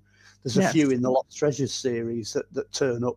There's a great one in one hall. I mean, I won't spoil it for anyone that's not seen it, but he goes rooting in this cupboard to find a dried head. There's a dried head hidden in this cupboard, and so and that causes things to happen. So that's funny. So she says, so more or less psychometry. Yes, psychometry is something that requires somebody to read it. So that's like, is television really television if nobody's watching it? Right. So you're into that territory. If you just brought, like, I'm thinking of Celtic heads, Celtic stone heads. They are renowned for causing trouble. If you get one of those, there's a few in the basement of the Manchester Museum, and people will not go in there because they are terrified of these stone heads. And why is that? Is that because of their mindset, like the perception, or is it because stone actually retains energy and has its own frequency? All I can tell you is that most people think it's because they're Celtic, because they've got this sinister druidic energy that's odd, and they have a personality and they don't like being moved. So wherever they go, they cause trouble. But then the question is, when they're just sat there, nothing seems to happen. You've got to have a person or something there that, to be the catalyst. Psychometry, the argument with psychometry is that whatever it is, be it information or energy or whatever, is encoded in the object. That's the argument, basically, with psychometry. Whereas haunted objects attract things. So they're pulling the energy in from all over the place. So one minute they're haunted, the next minute they're not. If they don't like where they are, you're in trouble. But if they're quite happy where they are, you get no trouble at all. They're just inanimate objects. That is on a different level to what I would call psychometry. You're dealing then with spirituality, poltergeist activity, ghosts, paranormal. You're in a different area altogether. Psychometry is interesting because you can use it to date objects. Yes. You can pick an object up and hold it in your hand and it'll give you information, because it's there all the time. It's permanently encoded in the object. I've got some great prehistoric objects that do that. You just pick them up. And in fact, I'll tell you a story. There was one lady who is a specialist in crystals. By specialist, I mean she actually goes out there and mines the things in Brazil. She knows more about the earth than anybody I know. And I set her a blind test. I put 12 rocks, that's all they were, pieces of stone, on a tray, gave her a notepad and went, okay, knock yourself out, have a go. And she went through these, and some of them were, a piece of gravel off the road outside, but another one that looked exactly the same had been picked up off the top of the Mount of Olives in Jerusalem, so that's the kind of dichotomy we're talking about. Anyway, she got 100% of them right. She got all of them right. Yeah, she could tell the difference between furnace clinker and a meteorite, and that is honestly, that is really difficult, and that's just by holding them. She said, I wear meteorite. Like I have 2 meteorite rings that I wear, and Hamilton White sent me a beautiful piece of meteorite from this country, Russia. It's the bane of every archaeologist in this country, because when they did industrial processes, they would smash up the industrial rubbish. So like glass slag, iron slag, it's worth a good chunk of money. Meteorite. Well, they'd smash all that up and they'd put it on the farm tracks. Right. So when you go walking across the fields, you're picking up these great huge lumps of stuff that look like meteorites. But I'll give you my address. Feel free to fire some off. Well, they're not meteorites. They come out of the blast furnace, you know. The big lumps of melted iron that nobody wants, you know. But, you know, people just keep bringing them in all the time. You know, what's this? What's this? What's this? And you're like, no. Right. Don't do it. Don't do it. I imagine, aside from, I mean, you know, we got a lot of Roman stuff, Vikings. Yeah. You guys have a lot of really old Viking stuff. Because the Normans who came over, I mean, that comes out from my ancestry, the Normans coming in and being the bane of your existence in the UK, which is where my other ancestors are. You've jumped to episode 4. We're on episode 4, Viking Raiders. Yes. And Lost Treasure Chest. That's true. It is for it, right. We've got tons of Viking stuff over here. Yes. I mean, when it came to the Vikings, actually, through the series, it got a bit silly because the first, I think that episode that we do, I start looking at the Vikings where they are, you know, because we've got this massive river, the River Mersey. I thought, well, the Vikings are going to be all over that, you know, so start looking at that. But then I ended up meeting a guy called Stephen Harding. He's a professor, internationally renowned professor, Professor Stephen Harding. His main thing is genetics. He's a geneticist.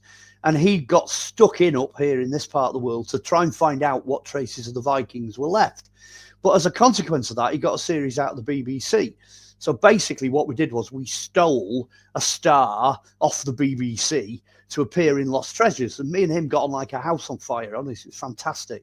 So many adventures, you know, from downing pints in a pub on the Mersey Valley, climbing up monuments and digging stuff up. And honestly, we went everywhere. But what I'm coming to is he's in that episode. He's in that Viking episode. And over the series, because you can imagine this is season 1. So the film crew are kind of, this guy does genetics, you know. I wonder if Mark Olly is a Viking, you know, that started. And then by season 2, because he's back again, because we just kept doing these Viking episodes with him, and he comes back again for another one. So this time the crew's like, you know, I'm pretty sure, he's a Viking. He dresses like Odin. He looks like Odin. He's got like a Viking beard. This something. He's almost certainly a Viking. So by the time you get to season 3, there's actually money changing hands. You know, it's like, I bet you 20 quid he's a Viking, bet you 20 quid he's not, you know, and this kind of thing. So the producer friend of mine actually talked to Stephen and said, look, we're going to do a DNA test. Let's do it. Let's get a DNA test. Find out for certain. Here we go. Gloves off. Whether you're Viking or not.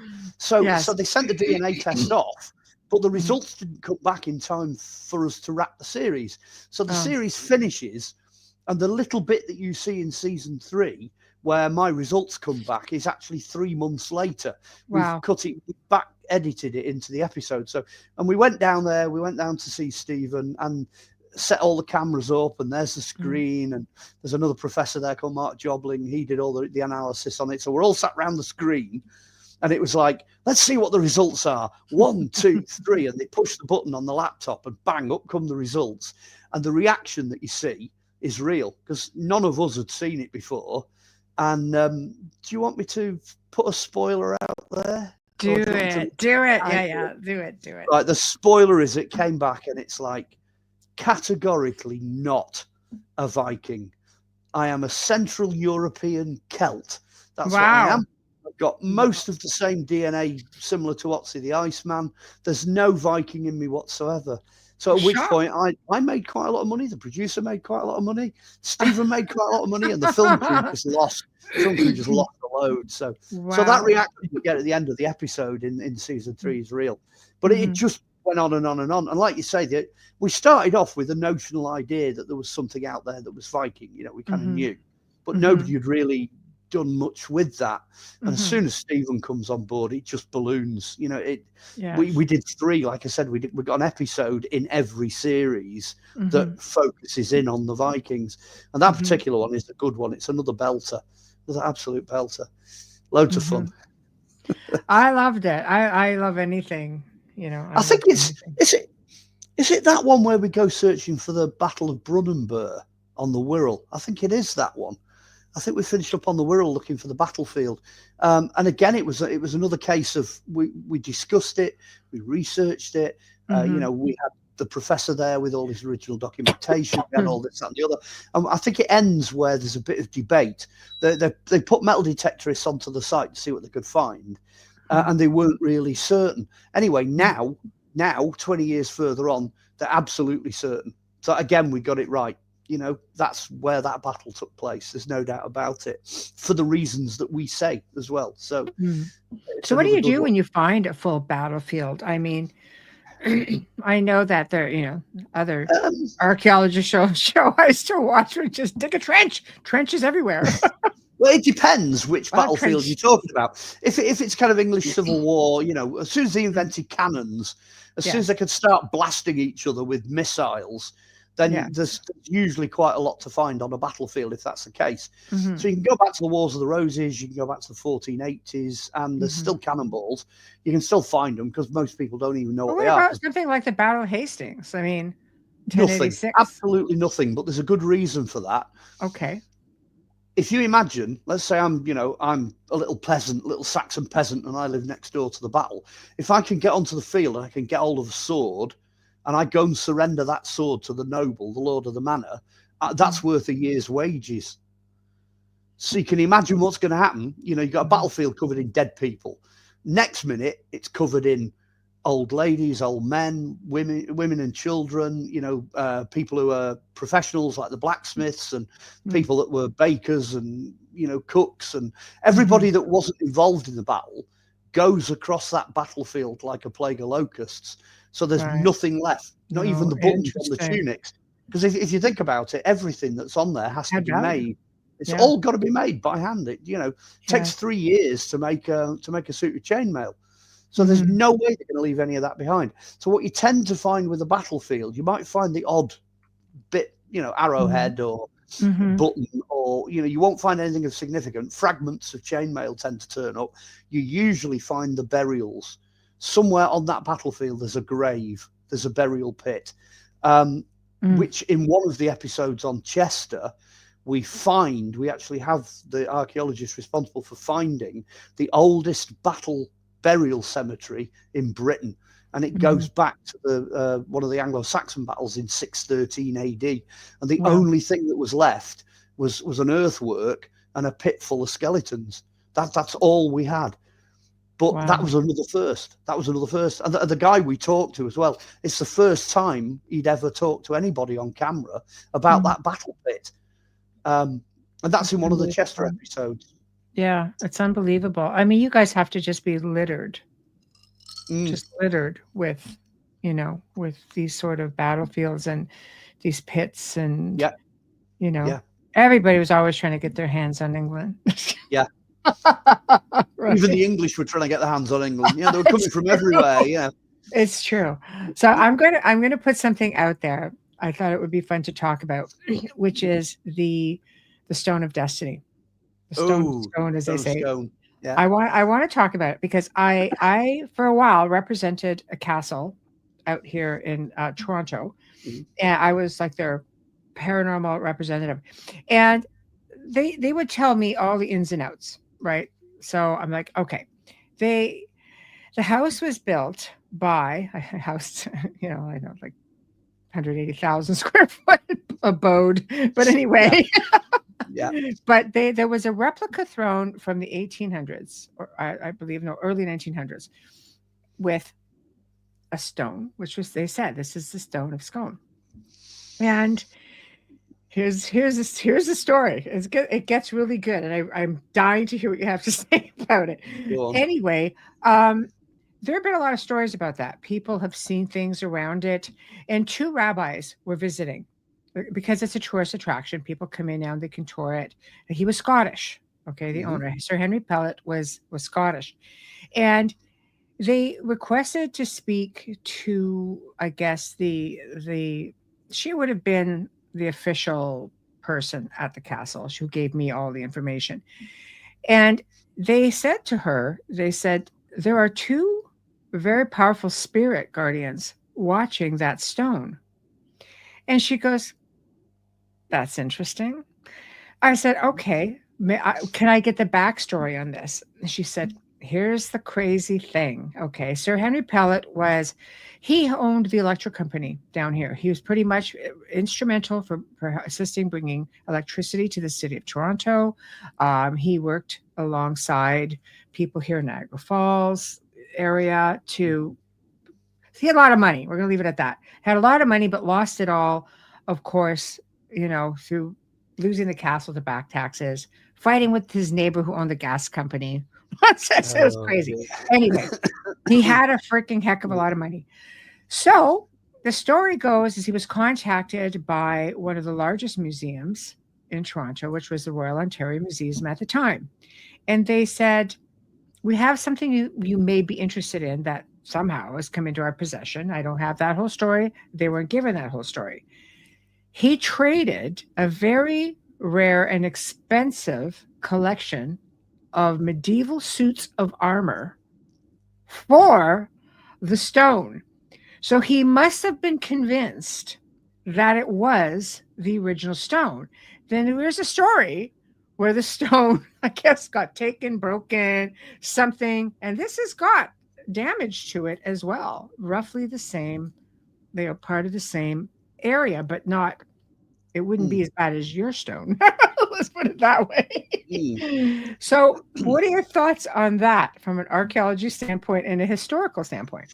Right, okay. Well, the Stone of Scone, it begins as being produced by King David out in Israel. So it's interesting that you mentioned the Jewish connection. Yes. It's something that formed part of either a royal building or a royal location or a royal seat or something like that, owned by King David. It depends who you read and depends what people say. Yes. That stone apparently was brought to Scotland very early on, incredibly early on, to the point where as long as you can go back with Scottish kings, they go all the way back, the stone is always there. So 1,000 years, let's say 1,000 years ago, that stone pops up in Scotland. Now it's a very specific stone. It's the shape, the size, the weight, the fact it's got loops in it, the whole way that stone is arranged. It is really specific. Well, this is what I'm coming to. And it's dead specific. Now, this is where the story gets interesting, because obviously they were crowning kings in Scotland on this stone, believing it to be the Stone of David. That's what it's supposed to be. Might even have been at St. David's. That might be where that gets its epithet from. But, that's the kind of situation you're in. The English, under the Edwards, Edward goes up there and decides, right, we're not having this anymore. You're not crowning everybody else. And takes a stone, brings it back, and it finishes underneath a throne, a medieval throne, a genuine medieval throne in Westminster Abbey. That's the Stone of Scone, and it's sat there. Okay. But, this is where the but comes in. The simple argument goes, there is no way on God's earth the Scots would have surrendered the right stone. It's not going to happen. It's not going to happen. No, and Sir Henry was a Scot. Well, right from day one, everybody in Scotland says it's a fake. That one in Westminster Abbey is nonsense. It's absolutely nonsense. That's what they say. Now, what's interesting is, in recent times, Queen Elizabeth, before she died, sent that stone back to Scotland. It's been, reappropriated. Yes. So there's a big hole under the seat now. There's nothing there under the throne. It only goes back for the coronation of a monarch. Is that correct? Like it moves back and forth? Okay. Yeah. Okay. Well, now it's gone back permanently. It's permanently up in Scotland. So I don't know where they've got that one. But what they did do, and this is recent, this is 21st century. What they did when it went back, because it was out of the throne, they had the opportunity to CAT scan it and also to produce a computer topography model of it. And they did that in a lot of detail. So they managed to find out that the stone probably originates in the Middle East. It's probably from Israel. So the block is right. So the story that it was brought back by Crusaders, that's probably true. There's a lot of stone, like masonry marks and bits of knocks and blows and things on it and these hoops. All of that is later. So there's no evidence. They've not actually gone, yes, that's 3,500, 4,000 years old. We can tell you that from the tool marks. There's nothing on it they can date. There's no moss, there's no dirt, there's nothing you can carbon date, nothing. So they've got a really good idea that they've got a really posh, nice, old, medieval lump of rock. That's what it is. That's what most people think it is. Yes. So if you put that to one side, of course, the obvious question is, where's the real one gone? You know, there's a lot of debate in Scotland as to where it was hidden, but who knows? You guys might have the real one. Well, I'll send you photos because please do. I mean, what would prompt a proud Scotsman to literally and he would, here's the kicker. Sir Henry's very connected. He went in for the coronation of the king and brought over the whole British regiment came and spent a year at this castle. And we went back with them for the coronation of the king back in the early 1900s.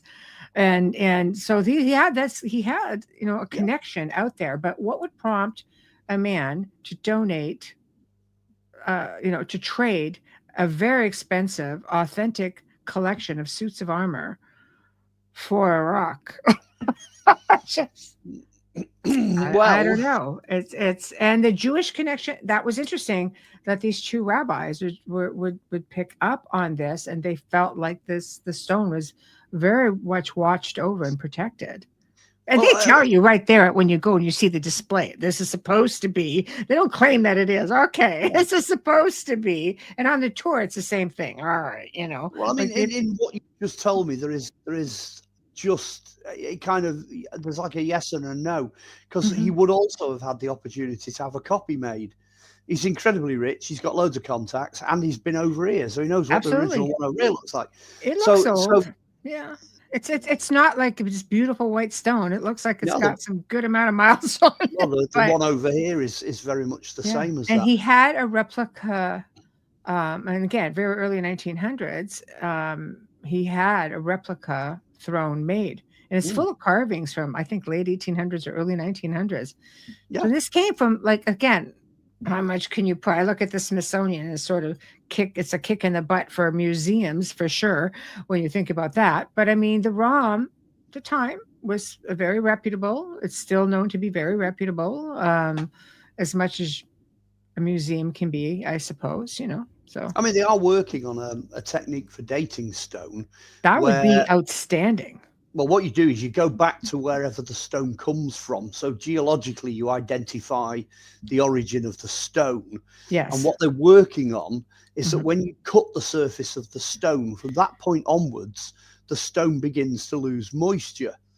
So if you've got the original source for it, so you have an original uncut piece, you can then compare that to the surface of the stone you've got and see how much moisture loss has occurred in that time. Now, at the moment, it's cutting edge. They don't know whether this system is going to work. They're just mucking about with it.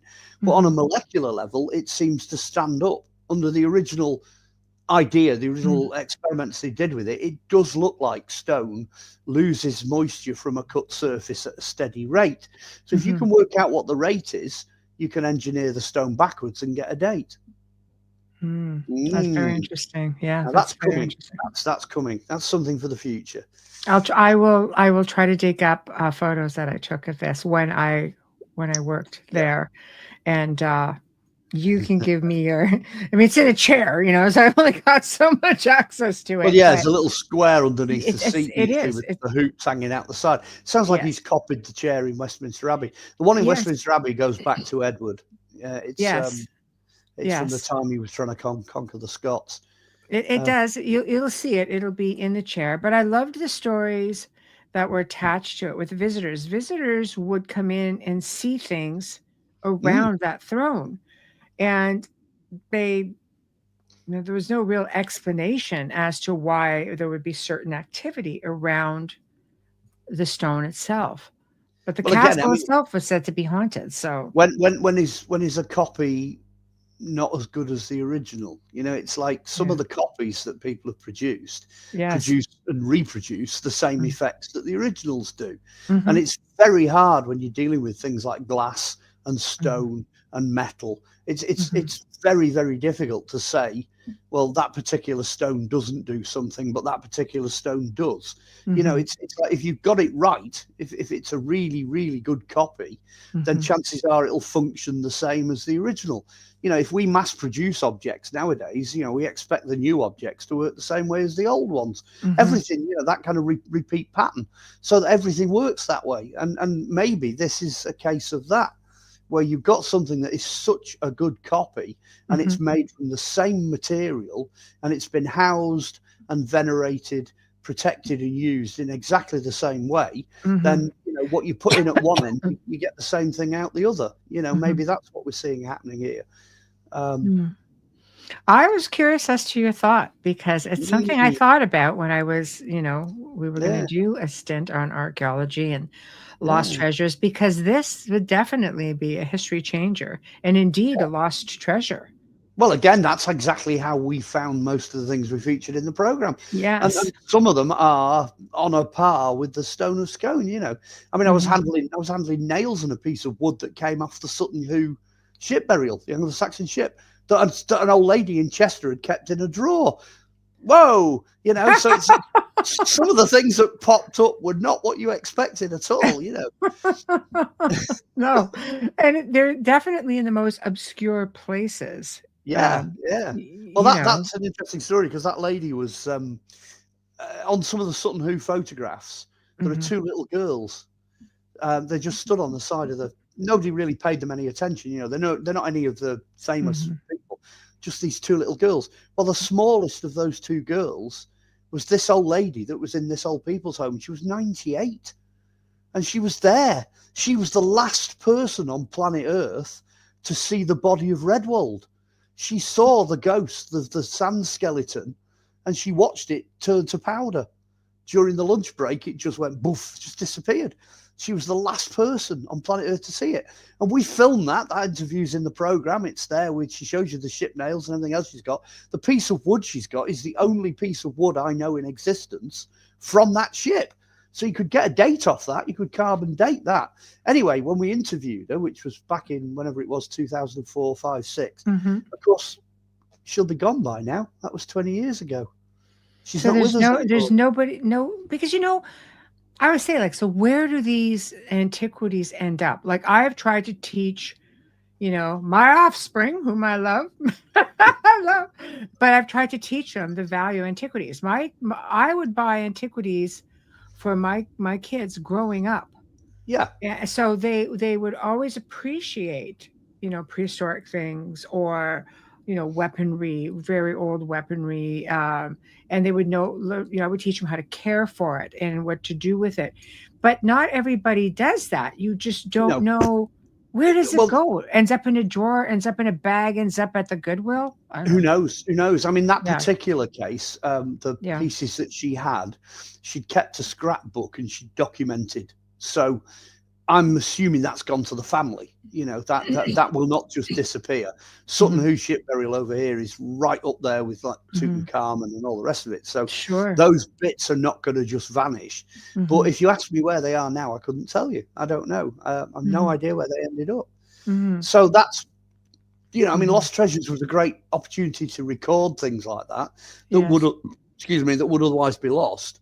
But then it's still back to the conversation we had about value, where things end up, who gets to keep what, you know. We as human beings are only custodians of whatever we've got during our lifetime. And it would be nice to pass those things on to somebody then that can keep them for longer. You know, a museum, an archive. I know I've got pieces that are sort of, you know, I had a very rare collection that I passed off to a friend. It was just very rare, but he has traveling pieces that go to different museums. So I thought it was fitting. But I have a medieval skull. I have a medieval skull that came out of the St. Elizabeth's flood of 1425, was it? Or 1465, something like that.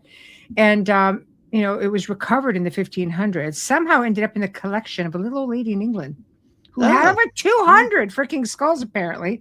So this ended up going to a friend of mine who's an antiquities dealer in Canada. And he goes, I think this one has your name on it. Because I say no to things all the time. I'm like, come on. You know, like, I can't have everything. Yeah, you I know, have the same problem here. right? Things just come to you, right? But Yeah. I'm looking at this guy and I'm going like, yes, I am the caretaker. I will take care of you all for now. And, because I've got, Yeah. I parted with one. I think I've got 4 left.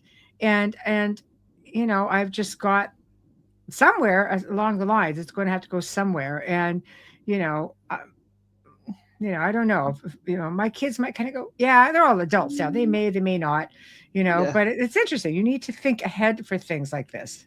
Yeah, Right. it's So, worth mentioning that if you do own something of significance, not necessarily value, but something of significance, mhm. plan ahead. Yeah, plan Yes. ahead. Put it Yes. somewhere when you're gone. Well, it's got to Oh, go in the will. Okay, who? I have to always have a family meeting. Okay, who are the takers? Who wants yeah, what?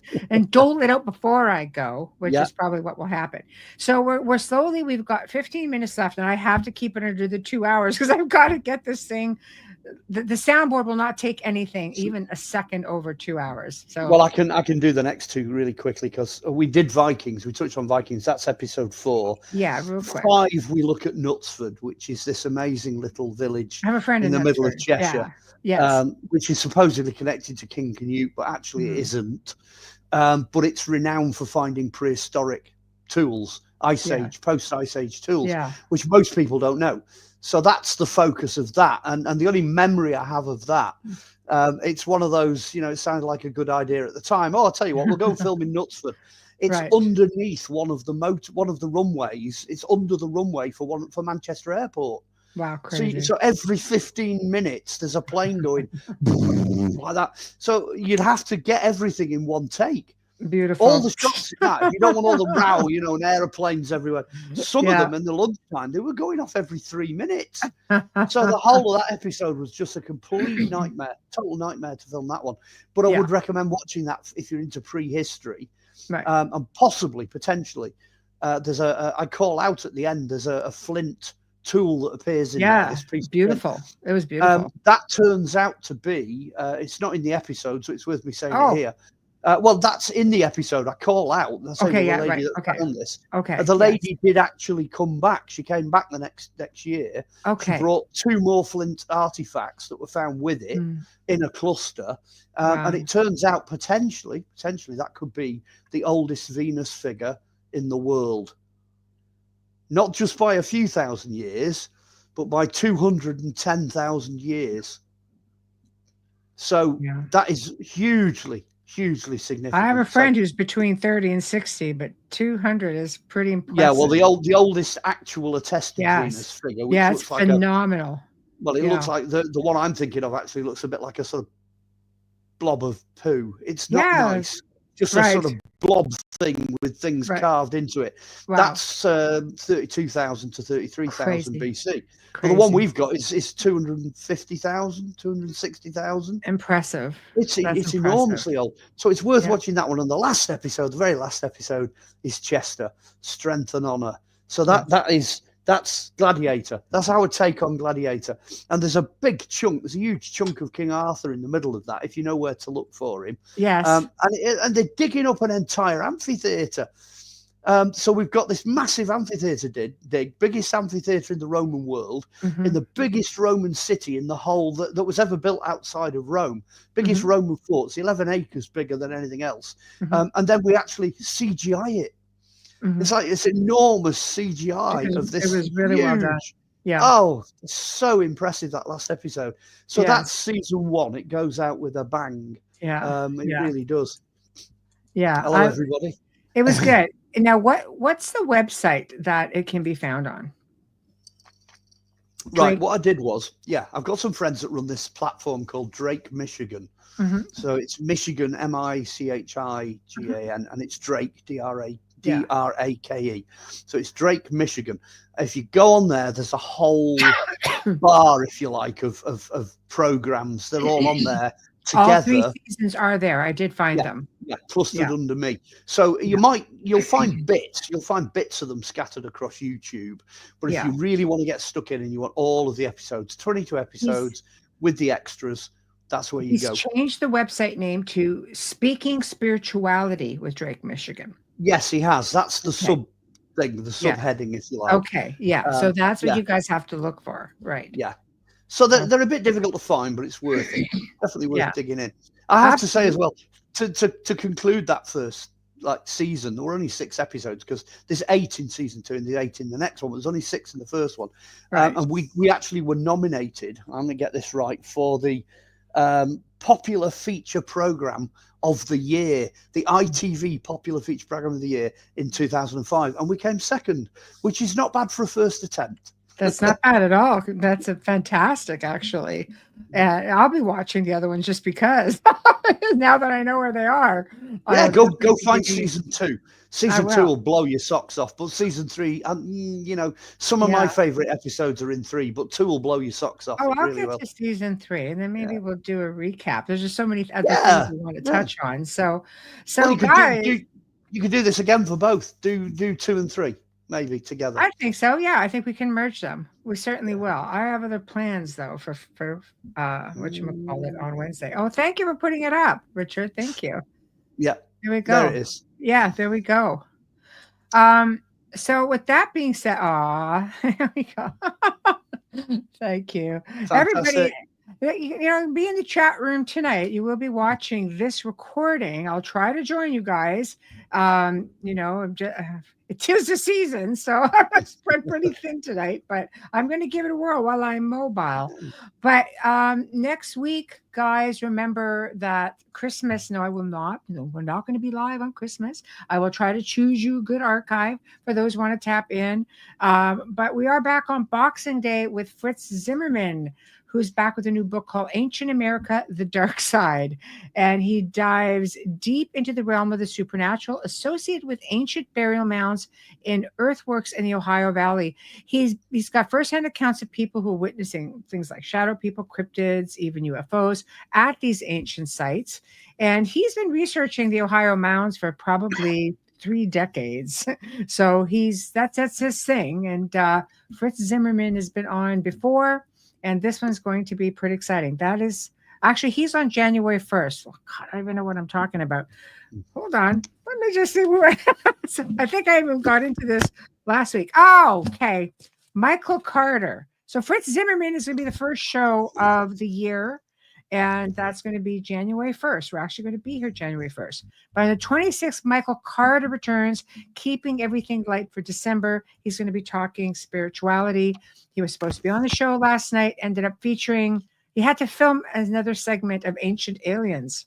Well, another fellow Ancient Aliens colleague, Mark, who's also I've done that. It's about the most fun you can have with your clothes on. Exactly. Exactly. There we go. So, I'm sure he'll fill us in on some of that as well. So, guys, have yourself a terrific, terrific weekend. Please get in there tonight to anyone listening. We will be on Rumble. We will be on X. We will be on Roku TV. All of the standard platforms. Watch for the archive as well. And have a good holiday. We're going to see you guys next Thursday. I know. Merry Christmas. Happy holidays. Merry Christmas. So thank you, guys. And good night. Thank you.